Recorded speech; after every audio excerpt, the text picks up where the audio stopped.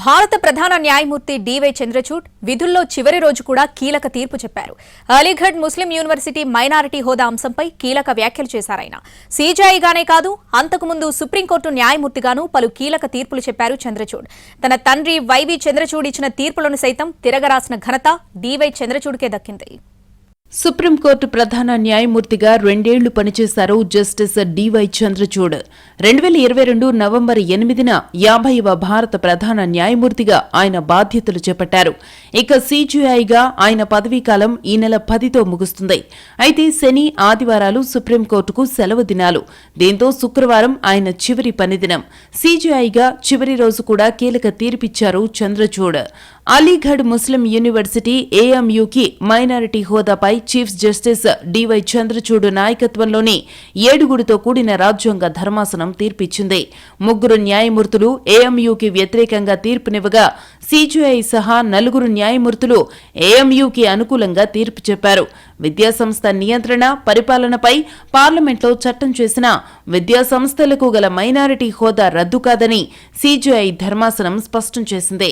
అయితే AMU minority హోదా రద్దయినట్టు 1968లో supreme court ధర్మాసనం ఇచ్చిన తీర్పును చంద్రచూడ్ ధర్మాసనం కొట్టేసింది. అడ్మినిస్ట్రేషన్లో ముస్లింలు లేనంత మాత్రాన ఆ యూనివర్సిటీ మైనారిటీ హోదాను కోల్పోదని స్పష్టం చేసింది సుప్రీంకోర్టు. సుప్రీంకోర్టు ప్రధాన న్యాయమూర్తిగా 2 ఏళ్ల పాటు పనిచేసిన ధనుంజయ యశ్వంత్ చంద్రచూడ్ పలు కీలక తీర్పులిచ్చారు. రామ జన్మభూమి భూ వివాదానికి పరిష్కారం చూపడం దగ్గర నుంచి జమ్మూ కశ్మీర్కు ప్రత్యేక హోదా కల్పించే ఆర్టికల్ 370 రద్దు, ఎలక్టోరల్ బాండ్ల రద్దు, గోప్యత హక్కు, స్వలింగ సంపర్కం నేరం కాదనడం, శబరిమల ఆలయంలోకి మహిళల అనుమతి, స్వలింగ వివాహాలు సాధ్యం కాదని తేల్చి చెప్పడం వంటి మైలురాయి తీర్పులిచ్చాయి చంద్రచూడ్ నేతృత్వంలోని ధర్మాసనాలు. ప్రైవేటు ఆస్తుల్ని ప్రభుత్వాలు స్వాధీనం చేసుకునే అంశంపై ఇటీవల చారిత్రాత్మక తీర్పు చెప్పింది చంద్రచూడ్ నేతృత్వంలోని 9 మంది న్యాయమూర్తులతో కూడిన రాజ్యాంగ ధర్మాసనం. ప్రైవేటు వ్యక్తుల ఆస్తులన్నీ సమాజ ఉమ్మడి వనరులు కాదని స్పష్టం చేసింది. ప్రజల ఉమ్మడి ప్రయోజనాల కోసమంటూ ప్రభుత్వాలు వాటిని ఏకపక్షంగా తీసుకోవడానికి వీల్లేదని తేల్చి చెప్పింది. అయితే కొన్నింటికి మాత్రం మినహాయింపు ఉంటుందని తెలిపింది. ఉత్తరప్రదేశ్ బోర్డ్ ఆఫ్ మదర్సా చట్టాన్ని సమర్థిస్తూ ఇటీవల తీర్పు చెప్పింది సీజేఐ నేతృత్వంలోని సుప్రీంకోర్టు ధర్మాసనం. బోర్డు లౌకిక న్యాయ సూత్రాలను ఉల్లంఘించిందంటూ చట్టాన్ని రద్దు చేయటం తగదని స్పష్టం చేసింది. గతంలో అలహాబాద్ హైకోర్టు ఇచ్చిన తీర్పును పక్కనబెట్టింది సుప్రీంకోర్టు. జమ్మూ కశ్మీర్కు ప్రత్యేక హోదాను కల్పించే ఆర్టికల్ 370 రద్దుపై 2023 డిసెంబర్లో కీలక తీర్పు చెప్పింది చంద్రచూడ్ నేతృత్వంలోని 5 న్యాయమూర్తుల రాజ్యాంగ ధర్మాసనం. కేంద్ర ప్రభుత్వం నిర్ణయాన్ని సమర్థించింది. కేంద్రం తీసుకున్న నిర్ణయంలో సుప్రీంకోర్టు జోక్యం చేసుకోలేదని తేల్చి చెప్పింది. జమ్మూ కాశ్మీర్కు సార్వభౌమాధికారం లేదని, భారత రాజ్యాంగమే ఫైనల్ అని స్పష్టం చేసింది సుప్రీంకోర్టు. జమ్మూ కాశ్మీర్ను లడాక్ నుంచి విభజించి కేంద్రపాలిత ప్రాంతంగా ప్రకటించింది సుప్రీంకోర్టు. అయితే రాష్ట్ర హోదాను త్వరగా పునరుద్ధరించాలని కేంద్రానికి సూచించింది. 2024 సెప్టెంబర్ 30వ తేదీలోగా అసెంబ్లీ ఎన్నికల నిర్వహణకు చర్యలు చేపట్టాలని కేంద్ర ఎన్నికల సంఘాన్ని ఆదేశించింది సుప్రీంకోర్టు. ఎలక్టోరల్ బాండ్లపైన కీలక తీర్పునిచ్చారు సీజేఐ జస్టిస్ డివై చంద్రచూడ్. 2018లో రాజకీయ పార్టీలు నిధులు సమకూర్చుకోవడానికి వీలుగా ఎలక్టోరల్ బాండ్ల పథకాన్ని తీసుకొచ్చింది కేంద్ర ప్రభుత్వం. దీనిపై చీఫ్ జస్టిస్ చంద్రచూడ్ నేతృత్వంలోని 5 న్యాయమూర్తుల రాజ్యాంగ ధర్మాసనం విచారణ చేపట్టింది. ఈ పథకం రాజ్యాంగ విరుద్ధమని స్పష్టం చేసింది. రాజకీయ పార్టీలు, దాతల మధ్య క్విడ్ ప్రోకోకు ఇది దారితీయొచ్చన్నారు చీఫ్ జస్టిస్ చంద్రచూడ్. ఎలక్టోరల్ బాండ్ల జారీని వెంటనే ఆపాలంటూ స్టేట్ బ్యాంక్ ఆఫ్ ఇండియా ఎస్బీఐని ఆదేశించారు. అలాగే ఎలక్టోరల్ బాండ్స్ ద్వారా రాజకీయ పార్టీలు పొందిన విరాళాల వివరాల్ని ప్రచురించాలని భారత ఎన్నికల సంఘాన్ని ఆదేశించింది సుప్రీంకోర్టు. ఢిల్లీ లెఫ్టినెంట్ గవర్నర్ అధికారాల అంశంపై 2023 మేలో కీలక ఆదేశాలు జారీ చేశారు సీజేఐ జస్టిస్ చంద్రచూడ్. ప్రజలు ఎన్నుకున్న ప్రభుత్వానికి పరిపాలనాపరమైన అన్ని అధికారాలు ఉంటాయని స్పష్టం చేశారు.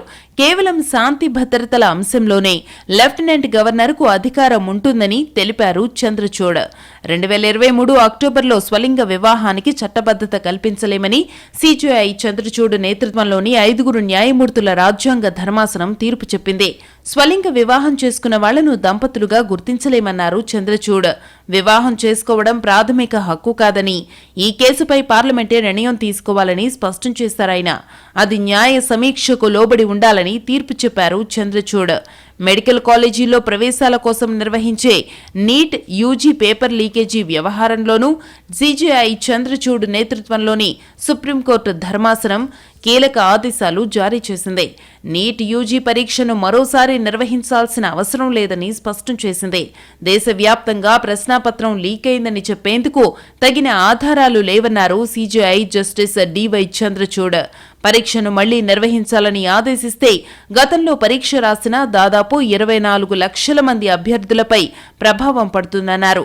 బాల్య వివాహాల్ని కట్టడి చేసేందుకు మార్గదర్శకాలు జారీ చేసింది సీజేఐ జస్టిస్ చంద్రచూడ్ నేతృత్వంలోని సుప్రీం ధర్మాసనం.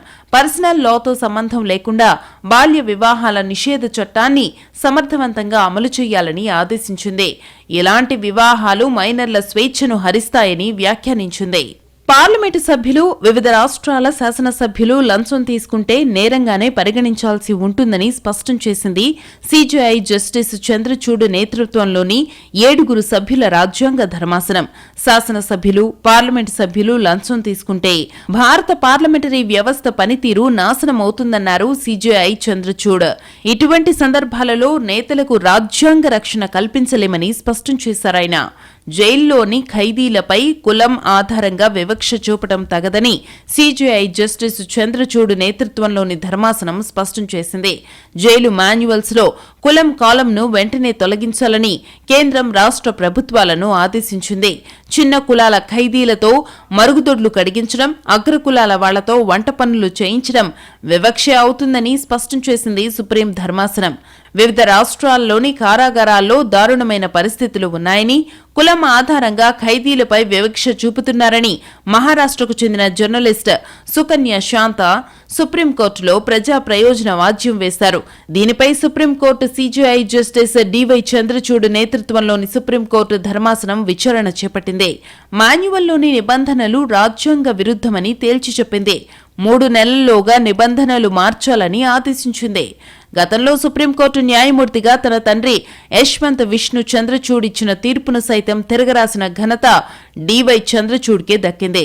జస్టిస్ వైవి చంద్రచూడ్ సమర్థించిన అడల్టరీ చట్టం, శివకాంత్ శుక్లా వర్సెస్ ఎండిఎం జబల్పూర్ కేసులో తీసుకున్న నిర్ణయాలను డివై చంద్రచూడ్ తోసిపుచ్చారు. 1985లో సౌమిత్ర విష్ణు కేసులో ఐపీసీ సెక్షన్ 497ను సమర్థించింది సీజేఐ జస్టిస్ వైవి చంద్రచూడ్ నేతృత్వంలోని ధర్మాసనం. ప్రలోభాలకు లోనయ్యే వ్యక్తి పురుషుడే గాని స్త్రీ కాదని తీర్పు చెప్పారు. దీనిని 2018లో సీజేఐ జస్టిస్ దీపక్ మిశ్రా నేతృత్వంలోని 5 న్యాయమూర్తుల రాజ్యాంగ ధర్మాసనం కొట్టేసింది. వ్యభిచారం నేరం కాదని చెబుతూ తీర్పు చెప్పిన ఈ ధర్మాసనంలో జస్టిస్ డివై చంద్రచూడ్ కూడా ఉన్నారు. ఐపీసీలోని సెక్షన్ 497 రాజ్యాంగ విరుద్ధమని తన తీర్పులో స్పష్టం చేశారు. ఇది ఆర్టికల్ 14, 15, 21లను ఉల్లంఘిస్తుందని తెలిపారాయన. 1976లో శివకాంత్ శుక్లా వర్సెస్ ఏడీఎం జబల్పూర్ కేసులో గోప్యతను ప్రాథమిక హక్కుగా పరిగణించలేమని సీజేఐ జస్టిస్ వైవి చంద్రచూడ్ నేతృత్వంలోని ధర్మాసనం తెలిపింది. కానీ 2017లో గోప్యతను ప్రాథమిక హక్కుగా గుర్తించింది సుప్రీంకోర్టు. ఈ ధర్మాసనంలో డివై చంద్రచూడ్ కూడా ఉన్నారు. ఏడీఎం జబల్పూర్ కేసులో సుప్రీంకోర్టు చెప్పిన మెజారిటీ నిర్ణయంలో తీవ్రమైన లోపాలున్నాయన్నారు డివై చంద్రచూడ్. రాజ్యాంగాన్ని అంగీకరించడం ద్వారా భారతదేశ ప్రజలు తమ జీవితాన్ని, వ్యక్తిగత స్వేచ్ఛను ప్రభుత్వానికి అప్పగించలేదంటూ తన తీర్పులో కీలక వ్యాఖ్యలు చేశారు ధనుంజయ్ యశ్వంత్ చంద్రచూడ్. శబరిమల ఆలయంలోకి బాలికలు, మహిళలను అనుమతించాలని 2018 సెప్టెంబర్లో సుప్రీంకోర్టు స్పష్టం చేసింది. మహిళలను అనుమతించకపోవడం సమానత్వపు హక్కును కాలరాయడమేనని స్పష్టం చేసింది. ఈ తీర్పు చెప్పిన సీజేఐ జస్టిస్ దీపక్ మిశ్రా నేతృత్వంలోని రాజ్యాంగ ధర్మాసనంలో డివై చంద్రచూడ్ చంద్రచూడ్ సభ్యుడిగా ఉన్నారు. రాజ్యాంగం ప్రకారం అంటరానితనాన్ని అనుమతించడానికి వీల్లేదని తన తీర్పులో రాశారు చంద్రచూడ్. రామ జన్మభూమిలో వివాదాస్పద స్థలాన్ని హిందువులకు అప్పగించాలని 2019లో సుప్రీంకోర్టు తీర్పునిచ్చింది.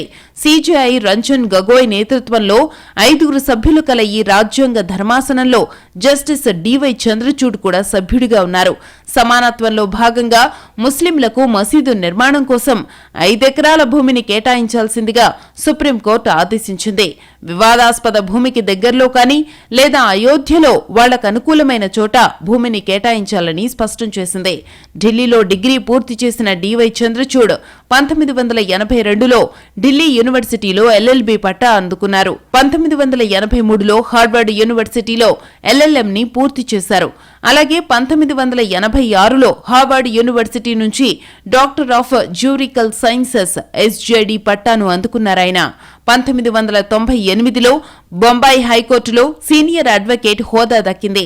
1998 నుంచి 2000 వరకు భారత్ అడిషనల్ సొలిసిటర్ జనరల్ గా పనిచేశారు. 2000 సంవత్సరం మార్చి 29న బొంబాయి హైకోర్టులో అదనపు న్యాయమూర్తిగా నియమితులయ్యారు. 2013 అక్టోబర్ 31న అలహాబాద్ హైకోర్టు ప్రధాన న్యాయమూర్తిగా నియమితులయ్యారు. సుప్రీంకోర్టు విచారణ లైవ్ స్ట్రీమింగ్ కు అవసరమైన మౌలిక సదుపాయాల కల్పనకు ఏర్పాటు చేసిన ఈ కోర్టు కమిటీకి చంద్రచూడ్ చైర్పర్సన్ గా వ్యవహరించారు. 2016 మే 13న సుప్రీంకోర్టు న్యాయమూర్తిగా బాధ్యతలు చేపట్టారు డివై చంద్రచూడ్. సుప్రీంకోర్టులో దాదాపు 8.5 ఏళ్లు పనిచేశారు. మొత్తానికి నిఖార్సైన తీర్పులతో న్యాయ వ్యవస్థపై తనదైన ముద్ర వేశారు డివై చంద్రచూడ్. బహుశా తనంతగా విమర్శలు ఎదుర్కొన్న మరో న్యాయమూర్తి లేరేమో అన్నారు సీజేఐ డివై చంద్రచూడ్. అయితే వాటిని భరించగల విశాలమైన భుజాలు తనకున్నాయన్నారు. విధుల్లో చివరి రోజున ఈ కామెంట్స్ చేశారు చంద్రచూడ్. సుప్రీంకోర్టు ప్రధాన న్యాయమూర్తిగా 2 ఏళ్లు పనిచేశారు డివై చంద్రచూడ్. శుక్రవారం ఆయన చివరి పనిదినం. ఈ క్రమంలో కోర్టు హాల్లో కీలక వ్యాఖ్యలు చేశారు చంద్రచూడ్. ఎవరినైనా తాను ఇబ్బంది పెట్టి ఉంటే క్షమించాలని కోరారు. తనపై చాలా విమర్శలొచ్చాయని, సోషల్ మీడియాలో ట్రోలింగ్ రూపంలో కత్తులు దూశారన్నారు జస్టిస్ చంద్రచూడ్. అయితే తన భుజాలు విశాలమైనవి కనుక విమర్శలను తట్టుకున్నానంటూ నవ్వేశారు. తన పదవీ కాలంలో ఇచ్చిన కీలక తీర్పుల్లో కొన్నింటిని నెమరు వేసుకున్నారు చంద్రచూడ్. అయోధ్య రామజన్మభూమి వివాదానికి పరిష్కారం, జమ్మూ కాశ్మీర్కు ప్రత్యేక హోదా కల్పించే ఆర్టికల్ 370 రద్దు, ఎలక్టోరల్ బాండ్ల రద్దు అంశాలను ప్రస్తావించారు. చాలాసార్లు కష్టమైన నిర్ణయాలు తీసుకున్నామని, అయితే తమ మధ్య ఎలాంటి విభేదాలు తలెత్తలేదన్నారు చంద్రచూడ్. తామెవరూ కూడా అక్కడ వ్యక్తిగత అజెండాతో పనిచేయలేదన్నారు. న్యాయస్థానం గౌరవాన్ని కాపాడడమే లక్ష్యంగా విధులు నిర్వహించినట్టు వివరించారు Chandrachud. If you feel that your moral integrity or your intellectual integrity is ever compromised, I want you to know that you have a roof over your head. Never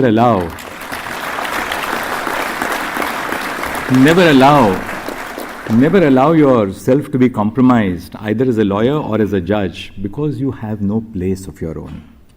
chief justice of ఇండియాగా 2 ఏళ్లు పనిచేశారు చంద్రచూడ్.